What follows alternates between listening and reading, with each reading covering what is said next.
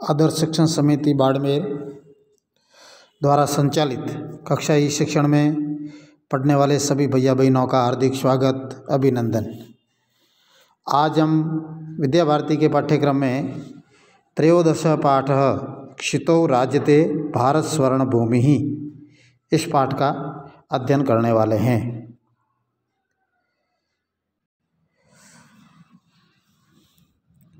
प्रस्तुत पाठ्यांश डॉक्टर कृष्णचंद्र त्रिपाठी द्वारा रचित है, जिसमें भारत के गौरव का गुणगान है। इसमें देश की खाद्यान्न संपन्नता, कलानुराग, प्राविधिक प्रवीणता, वन एवं सामरिक शक्ति की महनीयता को दर्शाया गया है। प्राचीन परंपरा, संस्कृति, आधुनिक मिसाइल क्षमता एवं परमाणु शक्ति संपन्नता के गीत द्वारा कवि ने देश की सामर्थ्य शक्ति का वर्णन किया है। छात्र संस्कृत के इन श्लोकों का सस्वर गायन करें तथा देश के गौरव को महसूस करें। इसी उद्देश्य से इन्हें यहाँ संकलित किया गया है। यानी इन श्लोकों में भारत की महिमा का वर्णन किया गया है। भारत पूरी दुनिया में एक श्रेष्ठतम देशों में से है। यहाँ सब प्रकार की संपन्नता है, यहाँ सब प्रकार के कलाओं का भी मिश्रण है, विविधता है। वन और सामरिक दृष्टि से भी बहुत महत्वपूर्ण ये देश है। और केवल इतना ही नहीं तो अपनी परंपराएं, अपनी संस्कृति, अपनी शक्ति, परमाणु शक्ति संपन्न, ये सब भी भारत की दुनिया में एक श्रेष्ठ सर्वश्रेष्ठ स्थान पर है।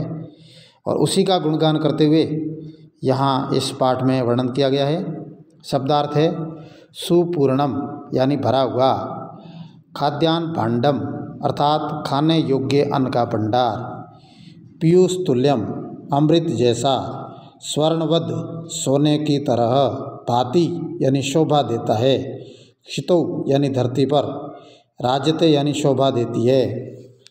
भारत स्वर्ण भूमि ही भारत की सोने जैसी धरती, त्रिशूलाग्नि नागेह त्रिशूल अग्नि नाग से, पृथ्वीयस्त्रद घोरे पृथ्वी आकाश जैसे भयानक प्रक्षेपास्त्रों से, अणु नाम यानी अणुओं की, महाशक्ति भी यानी महाशक्तियों के द्वारा, पूरिता यानी भरी हुई, राष्ट्र रक्षार्ता नाम यानी देश की रक्षा में लगे हुओं की, वीर भोग्य यानी वीरों द्वारा भोगने योग्य, कर्म सेव्य यानी श्रेष्ठ कर्मों से सेवा के योग्य, जगत वंदनिया संसार द्वारा वंदना के योग्य, देव गया देवों द्वारा गाने योग्य, पर्वणाम यानी पर्वों की, त्योहारों की या उत्सवों की।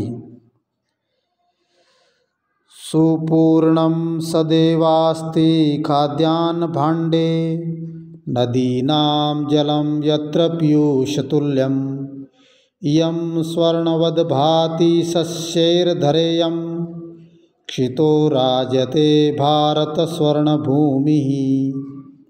सरलार्थ, सुपूर्णम यानी भरा रहता है, सदैवास्ति यानी सदैव, खाद्यान्न भांडे यानी खाद्यान्नों का भंडार, जहाँ खाद्यान्नों का भंडार सदैव भरा रहता है। नदीनाम जलम नदियों का जल, यत्र यानी यहाँ, पीयूष तुल्यम अमृत के समान है। पीयूष यानी अमृत, तुल्यम यानी समान, जहाँ नदियों का जल अमृत के समान है। यम स्वर्णवद यह धरती, यम यानी यह, अब यहाँ धरती को कहा गया है, यह धरती स्वर्णवद यानी सोने की तरह, भांति यानी शोभा देती है, शस्यैर धरेयम यानी फसलों से, यह धरती फसलों से सोने की तरह शोभा देती है। क्षितौ राजते भारत स्वर्ण भूमि ही, क्षितौ भारत स्वर्ण भूमि यानी भारत सोने की धरती है, राजते यानी सुशोभित हो रही है, क्षितो यानी धरती पर, यह भारत की स्वर्ण भूमि धरती पर सुशोभित हो रही है। दूसरा, त्रिशूलाग्नि नागेह पृथ्व्यस्त्र घोरेह, अणूनाम महाशक्तिभिः पूरितेयं, सदा राष्ट्र रक्षार्तानां धरेयं, क्षितौ राजते भारत स्वर्ण भूमि। त्रिशूलाग्नि नागेह यानी ये तीन प्रकार के ऐसी मिसाइलों के नाम हैं, 3-4 हैं। त्रिशूल, दूसरी है अग्नि, तीसरी है नाग, चौथी है पृथ्वी और पांचवी है घोरे आकाश।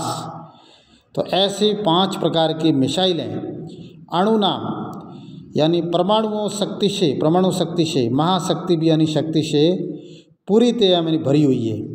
यह भारत की धरती त्रिशूल, अग्नि, नाग, पृथ्वी और आकाश जैसी ऐसी मिसाइलों से युक्त परमाणु शक्ति से संपन्न भरी हुई है। सदा राष्ट्र रक्षार्ता नाम धरेयम, यह धरती सदैव राष्ट्र रक्षार्ता नाम राष्ट्र की रक्षा के लिए धरे में यानी वीरों की लगी हुई है। जैसे यह धरती सदैव राष्ट्र की रक्षा में लगे रहने वाले वीरों की है। शितो राजते भारत स्वर्ण भूमि ही, यह भारत की सोने जैसी धरती भूमि धरती पर शोभा देती है। तीसरा, यम वीर भोग्या तथा कर्म सेव्या जगत वंदनिया च भूह देव गया सदा पर्वणामुत्सवानाम धरेयम क्षितो राजते भारत स्वर्ण भूमि ही।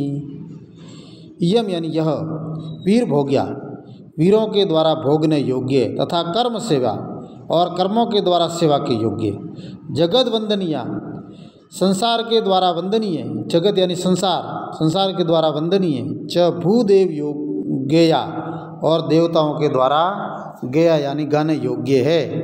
यानी यह धरती वीरों द्वारा भोगने योग्य, कर्मों के द्वारा सेवा योग्य, संसार के द्वारा वंदनीय और देवों द्वारा गाने योग्य भूमि है।